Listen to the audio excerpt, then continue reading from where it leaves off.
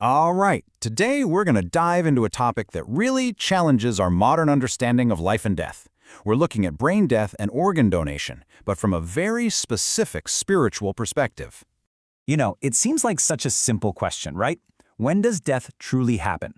But what if the medical answer isn't the whole story? The source material for this explainer suggests that the line between life and death might be a lot blurrier than we think.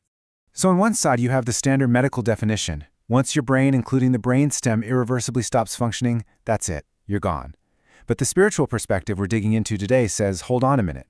It argues that true death isn't a biological event, but a spiritual one. It only happens when the soul completely separates from the body.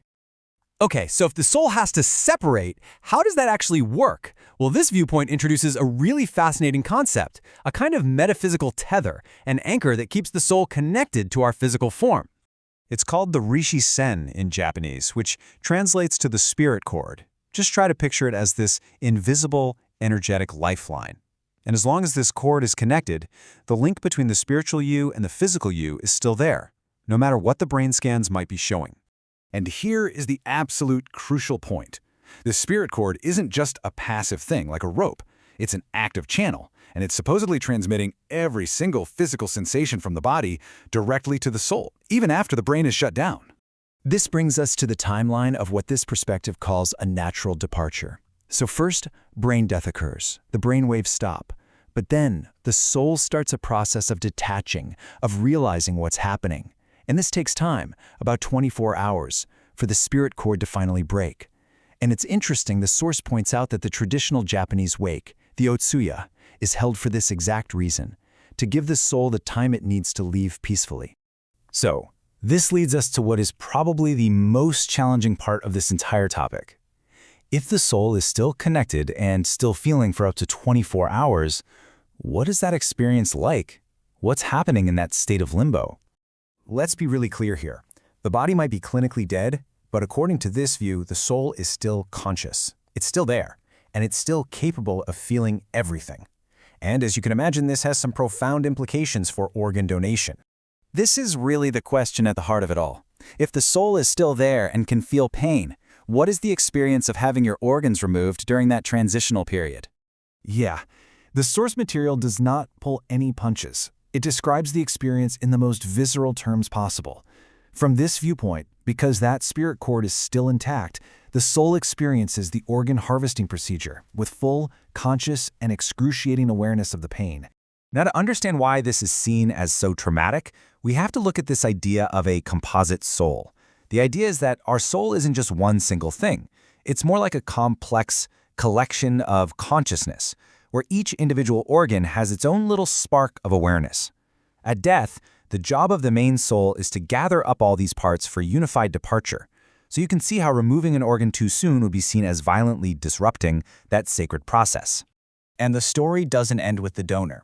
This perspective argues that the spiritual state of that donor creates a ripple effect that directly, and I mean directly, impacts the person receiving the organ. Apparently, the donor's mindset is absolutely key. If someone believes that death is just the end, full stop, they might experience immense confusion and suffering in the afterlife, trapped by the feeling of their missing organs. But by contrast, a donor who is spiritually aware can consciously frame that pain as a final act of love, which is said to help them endure it and eventually find peace. So get this, a direct line is drawn between the donor's spiritual well-being and the physical outcome for the recipient. If a soul is in turmoil, it can supposedly have a negative effect on the very organ it just donated. Okay, so the recipient is facing two big spiritual challenges. First, their own soul might reject the, quote, foreign consciousness of this new organ. The solution? Cultivating a deep, sincere gratitude for the gift. And second, if the donor's soul is suffering, that can cause the organ to struggle. The path to harmony here is to actively pray for the donor's soul, hoping it finds peace and enlightenment. So after laying out all of these profound spiritual complexities, the source doesn't just leave us there. It actually offers a pretty clear path forward for everyone involved in this process. So here are the key takeaways. For anyone considering being a donor, it's about being fully aware of what this spiritual journey might involve. For recipients, it's a call to action. Practice that deep gratitude and pray for your donor. And for families, the guidance is simple but crucial. Just wait.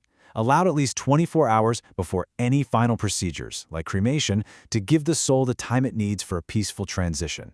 Ultimately, this perspective isn't trying to condemn organ donation, it's just reframing it. It's saying, yes, this is an act of profound love, but it's one that comes with a very real spiritual sacrifice and pain. And it's asking us to hold both of those truths at the very same time. And that leaves us with a final, massive question to think about. As our medical technology keeps pushing the boundaries of what it means to be alive, how do we make space for and how do we honor the spiritual beliefs that science just can't measure or see? It's a really profound question for our modern world.